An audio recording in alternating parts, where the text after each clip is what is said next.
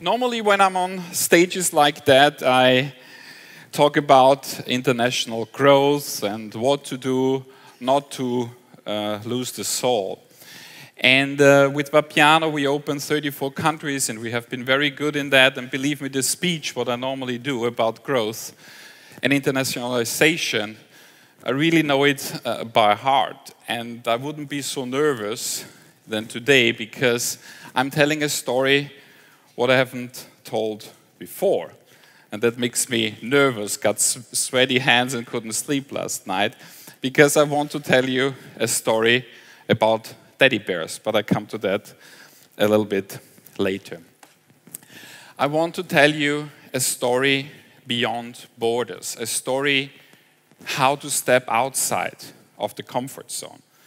But as I told you, it's the first time I'm doing that, so I need your help. I need your energy. I saw yesterday night how much energy you have and how much help you can give. So who is willing to help me? Say aye. Aye. A little bit more. Say aye. Aye. Good. So I need you to stand up. I need to see you eye to eye when I tell this story. And anyhow, you have enough time to sit later on. So every story starts like that, you know that. Once, and then a storyteller who is normally older than myself comes on stage and tells a story. So I want to tell you a story in 3 parts. And don't worry, you don't need to stand all the time, but now I need you. The first part is about thresholds, about borders. There's a word in German, and indeed, it's only in German. It's a word who describes the fear of thresholds and borders. It's that fear when you stand in front of the border and you don't really know how to walk through this border. The word is called Schwellenangst, and it means the fear of these thresholds and borders. And in every ancient myth and fairy tale which you grow up, your grandmother, your father, your mother, all the fairy tales you heard in your life, there's always the main character who has to walk through such a threshold. It can be a dark forest, a river, stormy river, or a high mountain. But not just these old stories, also the Disney movies and almost every Hollywood blockbuster has that scene where the main character becomes the hero, where the main character evolves in the story. So how many of you know Lord of the Rings, have seen it or read it? Say aye. Okay, that's quite a lot. So you remember the boy, Frodo, the main character. And at the beginning of the story, he's in his comfort zone. He's in his village with his friends, playing, and his life progresses. But then he gets this call from a journey, and he feels he needs to take the call, but he has the doubts, as every boy would have, to leave his village, to leave his family, to leave his friends and go on a journey. But obviously he takes the journey, otherwise we wouldn't have read the book and we wouldn't have seen the movie. Because just imagine what would happen if Frodo would just stay home. How many of you would have bought that book? Frodo sits at home, grows up, becomes a nice boy, blah, blah, blah, blah, blah, blah, blah. So definitely not 3,000 pages and 9 hours of Hollywood blockbuster movie. So, but it's not just the main character of a movie. Each and everybody of us has this decision in life where we move to another city, or where we get a call and say, this is not the right thing what I'm doing right now, I should change my job. I should proceed an idea what I have. And everybody of us has this fear, this Schwellenangst.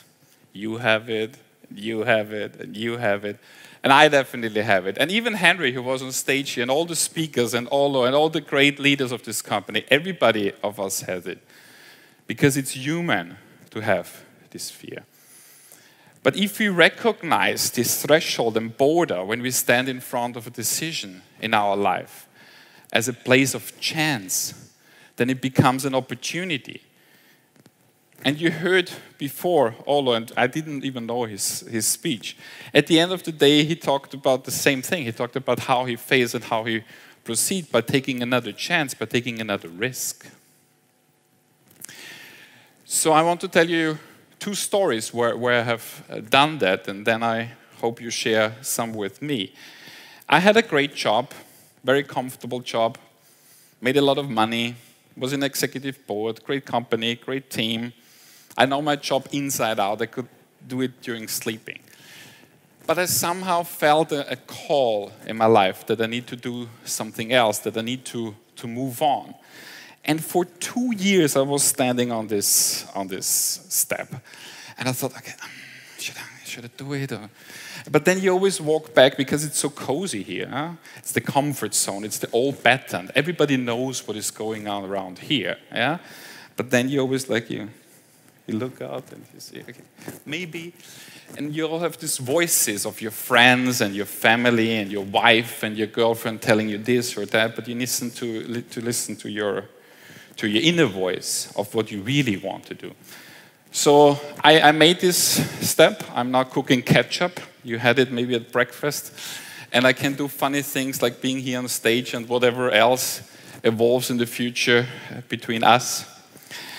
And it was the right decision, but it took me two years. And I just want to tell you that it's completely normal to do that. And Ola also shared before, again, not a line-down story, how difficult it is to realize that a relationship doesn't work. I was married for 11 years, and the first 7, 8, maybe 8.5 years was fun, great fun. But then I realized that there's something missing. It's not a family. And it takes you so long time to realize that you're in the wrong relationship, caught in the wrong relationship. So what I like you to do now, and I've never done that before, I hope it works. I hope you trust me a little bit. I would like you to close your eyes, and I can see you, so don't cheat. Don't cheat. Some are cheating. You're cheating. You're cheating. So please close your eyes, guys, trust me. And remember a situation in your life. It can be a couple of years ago, or it can be just a couple of weeks ago, where you were challenged, where you needed to step outside of your comfort zone. The biggest changes in our life when we leave our families, when we grow up, when we go to study in a university, we know that it's the right thing to do, but we leave our friends from the childhood. Or when you took a new job, when everybody told you, you have such a great job in this bank and you will make a career, why are you doing all these crazy things and going to this AmRest company, they're all crazy there. So this situation in your life, or when you were, each of you had several relationships, I guess. Remember that moment when you realize that the relationship you're currently in is maybe not the wrong one. And just picture this fear you had to change it, and how you handled that fear, and how you tried to fight that fear. But at the end of the day, at one situation, you took one step. And it's always the first step what is the most difficult one. And you took this first step into the new chapter of your life. What made you grow, what made you become like Frodo on his journey, and that's why you're all here. So thank you so much for the trust of part 1. So let's sit down. I also need to sit a little bit. So let's come to part 2 of the story. Part 2, I need to read. I thought it's more nice to read. Let me click to part 2. 10,000 things. A friend of mine, I met a storyteller on the way, because you might imagine that this story, what I'm telling you here today, I got inspired to do that, but I needed to get professional help. And I met a guy basically on the street, because he's a storyteller. There's really people out there, believe it or not, who walk from one city to another and go on the market squares and tell the old story, the way how it was done a couple of 100 years ago.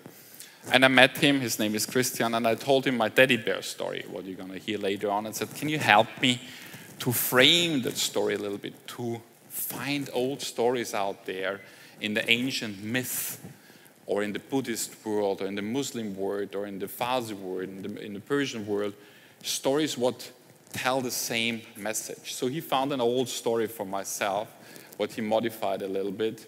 It's a Buddhist story, and it's called 10,000 Things. This podcast is brought to you by the Curtis Brothers, creators of artisanal organic ketchup. Guaranteed to tickle the taste buds of foodies, entrepreneurs and teddy bears around the world. Learn more on www.curtisbrothers.com. If we find ourselves sitting in a room near a window, a border to the outside world, often the first things that we see is our own reflection. And you see here the boy, and when you see really close, you see his reflection. As soon as we see our own reflection in a mirror, we check out our appearance, we check out if there's a little bit of breakfast around our mouth, or maybe we have forgotten some toothpaste. And how often you see people looking at themselves when they pass by a window, adjusting their ties or their hair, and see only their reflection in it.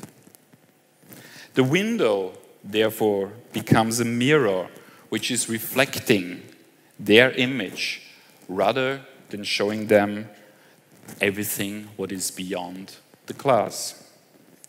But if we could see beyond our own reflection, we would be able to see much more. We would be able to see everything other than ourselves, the world beyond. We would be able to see 10,000 things, everything that is not ourselves. So now I want to come to the final part to my teddy bear story, because that's why you're here, I hope, to hear my teddy bear story.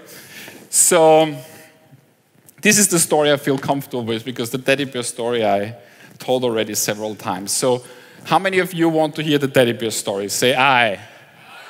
Good. So for the last point, surprise, surprise, I need you to get up again. So, you see here, there's a couple of more teddy bears waiting. So big thanks to everybody who was involved in sourcing a couple of hundred teddy bears here. So the teddy bear story. I'm really lucky, and I travel a lot, and I'm invited to a lot of conferences, and I hear great keynote speaker. But at one moment I heard amazing keynote speaker. He's a blind mountain climber. So just picture that. I don't know how many of you climb mountain. That's already very crazy. But to climb mountain when you're blind, that's really crazy. I don't even know how that could work. Anyway, so he did a great speech, very inspiring speech. But what really caught my attention was in the Q&A session. They asked him, Andy, are you never afraid? I mean, you're a blind mountain climber. And he said, sure, I'm scared all the time. And they asked him, so what was the most scary moment you had in your life? Which mountain was it? Was it the Kilimanjaro or the Mount Everest? And he said, no, the most scary moment when I was 6 years old. So therefore you need to know how Andy grew up. Andy was born in a very small village in the Austrian countryside, in the Alps. Just a couple of houses, maybe 80, 90, 100 people living there. And he was born blind. And when the village realized that, the priest and the mayor, you know, in the small villages, you always have the two main guys in the village, the priest and the mayor, they knocked the door, and Andy's father opened the door. And they said, we need to talk to you. He said, sure, come on in, have a tea. And Andy was crying as a baby in the back. So the priest and the mayor said, look, this doesn't work here. You need to give your son away. You need to give him to the next big city where they know how to deal with blind kids. He needs to have a special education. He needs to have a kindergarten where he learns the special way how to read. He needs how to use a dog, etc., etc. And definitely he cannot stay here in that village because it's dangerous. We're living here in the mountains. He will crawl around or walk around and just fall down. He will die. And the father didn't even took him 2 seconds to think about it. He said, no, I will keep my son here. And he was a very simple man, but he had a very big and good heart. So he said, I will just raise my son as every other kid here. So that's why Andy learned how to hike. And that's why Andy also doesn't know how to read the special, Braille, thank you. Because he was never in school. But then in one moment, he went to his dad and he said, Dad, I'm scared. And the dad said, why are you scared? And Andy said, every time when I stand in front of a door and want to open that door and enter a room, I'm scared. And his dad said, why? And Andy said, because I always think that behind this door, there could be things what hurt me. There could be ghosts or dangerous things, or I don't know, I cannot see it. So Father, you need to understand that I'm scared. You're not blind. You see what is behind the door. And the father said, son, I don't really understand. I don't really understand why you see only the dangerous things what could happen to you. You could open the door. It could be a room full of teddy bears. What about that? And that was the moment, what Andy said, when he realized that it's his decision when he's in front of a border or a door, what to imagine beyond that. And you remember the beginning of the story when we talked about the fear of thresholds, of border, the Schwellenangst. We all have it, and Andy had it, and we are blessed that we at least see or imagine. But what I want to tell you with that, it's not about what we see, it's about what is in our head. Because the most dangerous things when we make a decision is to make a decision based on fear. And the next time when you're confronted with a situation in your life and you just pictured it, when you need to move on and when you're scared and when you stand beyond such a border, I want you to remember the story of this blind boy in the small village in the Alps and how he opened the door and found a room full of teddy bears. Thank you so much. Thank you. Stay tuned on www.teddytalkswith.com.